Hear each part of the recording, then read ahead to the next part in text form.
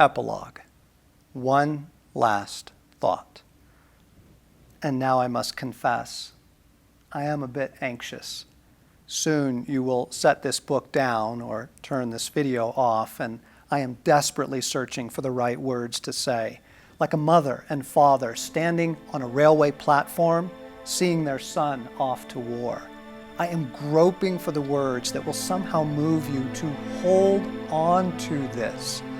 The train blows its whistle, the mother chokes up, and the father grabs the last handshake ever so tightly because they know what is at stake. My friends, so much is at stake. Two things must be said. I will hold myself to two. They are found late in the book of Hebrews, late in the Bible. They seem to be spoken in the same spirit of a railway platform farewell. Let us fix our eyes on Jesus, the author and perfecter of our faith, who, for the joy set before him, endured the cross, scorning its shame, and sat down at the right hand of the throne of God. Consider him who endured such opposition from sinful men, so that you will not grow weary and lose heart. I do not want you to lose heart, the author says in a fatherly way, his hand reluctant to let ours go. Fix your gaze on Jesus. The context of the passage is suffering, hatred, and opposition. We are urged to cling to Jesus. And so I must say something about suffering and clinging. An honest book about Jesus that does not address suffering is not an honest book. There are 143 million orphans in the world today. 35 million people worldwide have HIV. 27 million souls are currently slaves, more than any other time in the history of the world. And then there are the wars and the earthquakes and the famines. I needn't go on. You watch the news. And Jesus warned us about this. Before his death, his teaching turned very sober. Nothing that would make a bestseller in this world of, tell me how to make life work now.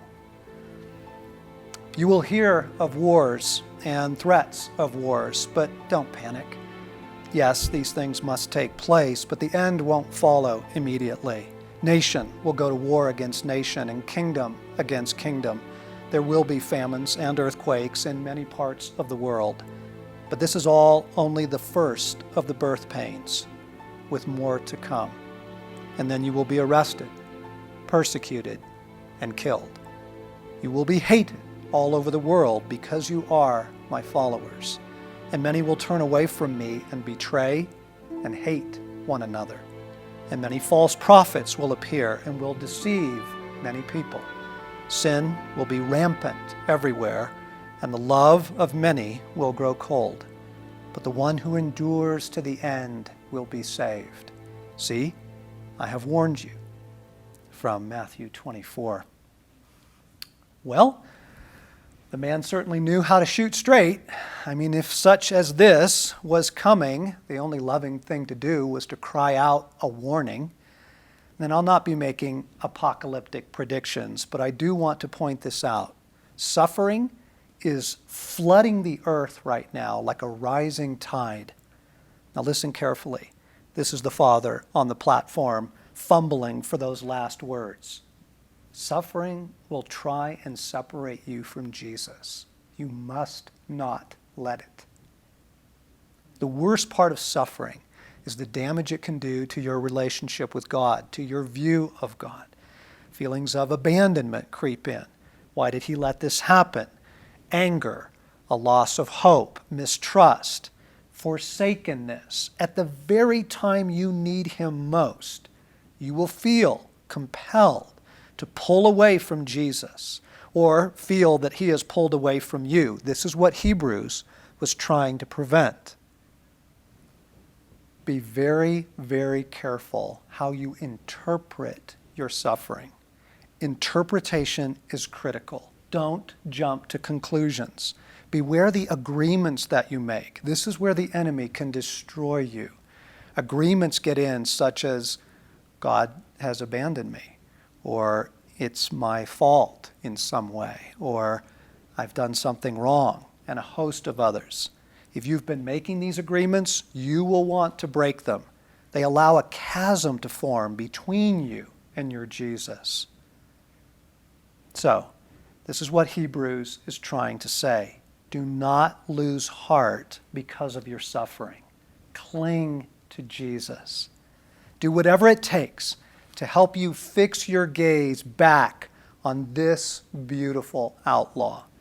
I say his name every time I take the stairs in our house, my friend Becky told me. As I go up or down, each step I say the name Jesus. How many times is that? I asked. She chuckled. Oh, lots. 20 times up or down those stairs a day. It brings me back to him. That's the idea. Find those things that help you remember Jesus. Turn your heart toward him throughout the day. And as you do, his presence becomes more real. His love can come to you, and his life can fill you. I try to keep a CD of favorite worship music in my car. I have a collection of odd items on my desk. Several rocks, a piece of driftwood, a few hawk feathers, a seashell. They are icons to me of stories of God coming through for me. I have notes, scriptures, and words from Jesus taped around my house, even on my bathroom mirror. And now I write them on my hand, whatever it takes. Whatever it takes. Toward the end of his days on earth, as the darkness of Maundy, Thursday, and Good Friday raced toward him, Jesus gave us this remarkable promise. In the recreation of the world, when the Son of Man will rule gloriously, you who have followed me will also rule, starting with the 12 tribes of Israel. And not only you, but anyone who sacrifices home, family, fields, whatever, because of me, will get it all back 100 times over, not to mention the considerable bonus of eternal life. From Matthew 19 in the Message. Now, did you catch that? The recreation of the world? My friends, I hope you understand that we get the whole glorious kingdom back. Sunlight on water, songbirds in a forest, desert sands under moonlight, vineyards just before harvest. Jesus fully intends to restore the glorious world he gave us.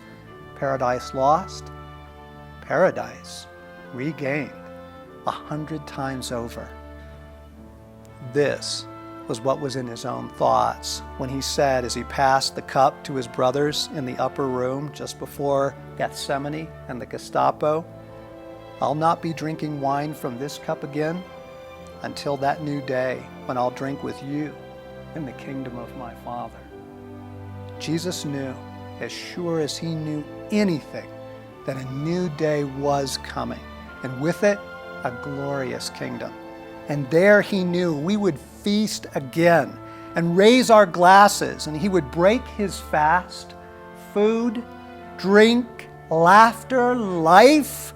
Cana was just a foretaste. Reading this verse, my son Blaine empathized to Jesus.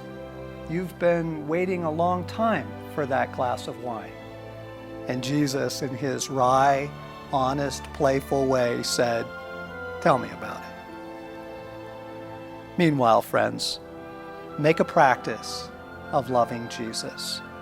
Let him be himself with you, and let his life fill yours. And so if you found this helpful in any way, tell your friends. There are a lot of folks out there who need to know this beautiful outlaw. Until the second Cana.